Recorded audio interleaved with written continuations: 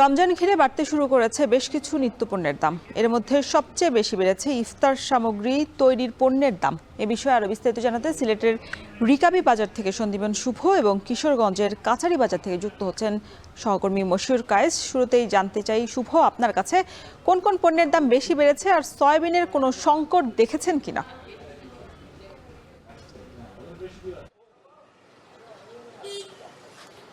দেখুন, রমজান মাসের আর মাত্র 2 সপ্তাহ বাকি নেই।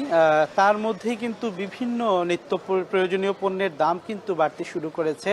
বিশেষ করে আমরা গত 1 থেকে 1.5 মাস যাবৎ যে জিনিসটি নিয়ে কথা বলছিলাম, সেই পণ্যটির নাম হচ্ছে সয়াবিন তেল। সেই সয়াবিন তেল যেন আস্তে আস্তে ধীরে ধীরে বাজার থেকে গোটাতেই শুরু করেছে এবং এটির সংকট তীব্র থেকে তীব্রতর হচ্ছে। আজকে আমি এই বাজার ঘুরে আমরা যেটা দেখেছি সেটি হচ্ছে সয়াবিন তেল 175 টাকা সরকার নির্ধারিত মূল্য থাকলেও এখানে বিক্রেতারা কিন্তু 195, 190 এমনকি 200 টাকা পর্যন্ত বিক্রি করছেন। এর কারণ হিসেবে তারা বলছেন আসলে সরবরাহ এত কমে গেছে, যার কারণে কিন্তু তাদের বিক্রির যে সেটি কিন্তু তাদের বাড়াতে হচ্ছে। 175 টাকা মূল্য থাকলেও তারা বেশি মূল্যে বিক্রি করতে হচ্ছে। এরই সাথে যদি আমি তেলের সাথে পাশাপাশি যদি চালের কথা বলি, চালের দামও যেভাবে কিন্তু একদম সর্বনিম্ন মূল্য সেটি কিন্তু 55 থেকে 60 টাকায় বিক্রি হচ্ছে এবং মধ্যবিত্ত যে চালটি অর্থাৎ মাঝারি মানের বা মাঝারি আকারের যে চাল সেটি কিন্তু 75 থেকে 80 টাকায় বিক্রি হচ্ছে এবং একটু ভালো মানের চাল বা আমরা যেটিকে চিনিগুড়া চাল বলি সেটি কিন্তু 110 টাকা পর্যন্ত বিক্রি হচ্ছে। আসলে বিভিন্ন পণ্যের দাম বেড়েছে। চালের দাম এর সাথে যেটি রমজানে অত্যন্ত প্রয়োজনীয় চালের দাম বাড়ায়, মুড়ির দামটিও কিন্তু বেড়ে গেছে, 110 টাকা পর্যন্ত বিক্রি হচ্ছে এখানে। ছোলার দামও কিছু কিছু জায়গায় বেড়েছে এবং রসুনের কথা যদি বলি, এলসির পেঁয়াজ এবং রসুন এই দুটির দামই কিন্তু বেড়েছে। পেঁয়াজের দাম কিন্তু বেড়েছে এবং রসুনের দাম 230 টাকা পর্যন্ত বেড়েছে। তো বলা যায় যে সব কিছুরই দাম বেড়েছে এবং বাজার মনিটরিংয়ের দাবি কিন্তু এখানকার ক্রেতারা করছেন। এই ছিল আমার কাছে সর্বশেষ। এখন আমরা ইফতারের সর্বশেষ পরিস্থিতি এবং ইফতারের বাজারের সরবরাহ নিয়ে আমাদেরকে জানাতে যুক্ত হবেন কিশোরগঞ্জ থেকে আমাদের সহকর্মী কায়েস।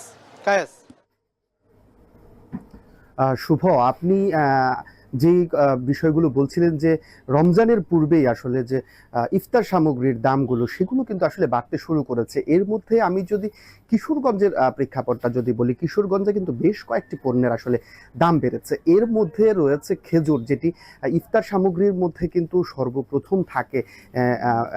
ইফতার যারা রোজাদার আছেন তাদের প্রথম পছন্দ এবং প্রথমেই থাকে খেজুর। সেখানে আমি যদি বলি যে লুলু যেই খেজুরটি রয়েছে অর্থাৎ বড়ই খেজুর নামে পরিচিত সর্বাধিক, সেটির দাম কিন্তু বেড়েছে অনেকখানি। আমরা দেখেছি যে সেটা কিছুদিন আগেও বিক্রি হয়েছে 300 থেকে 350 টাকা কেজি, যেটি এখন 560 টাকায় আমরা দেখতে পাচ্ছি বিক্রি হচ্ছে। এছাড়াও মরিয়ম খেজুরটি 1000 টাকা কেজি বিক্রি হলেও সেটি কিন্তু এখন 1300 থেকে 1400 টাকায় বিক্রি হচ্ছে।